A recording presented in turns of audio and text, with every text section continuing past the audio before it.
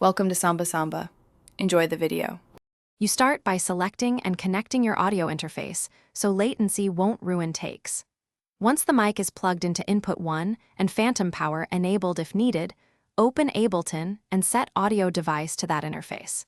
Make sure sample rate is 44, 1 or 48 kHz, and buffer around 128-256 samples for balance between latency and stability. Then arm a track for recording and enable input monitoring. This gets you hearing what you... Once the track is armed, you need to set gain staging so takes are usable. You adjust the input trim on your interface so peaks sit around -6 dB. That prevents clipping and leaves room for processing. Make sure Ableton's track input is set to the right channel and choose mono or stereo as required.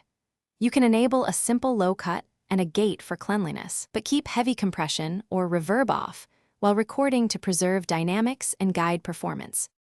You hit record and focus on consistent performance. Use loop recording or punch-in to capture multiple passes for easy comping later.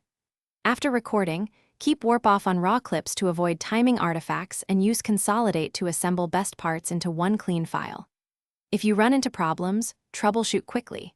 Reduce gain to stop distortion, raise buffer size to cut playback glitches, and reseat cables or try a different USB port. This wraps the session and keeps your recordings usable.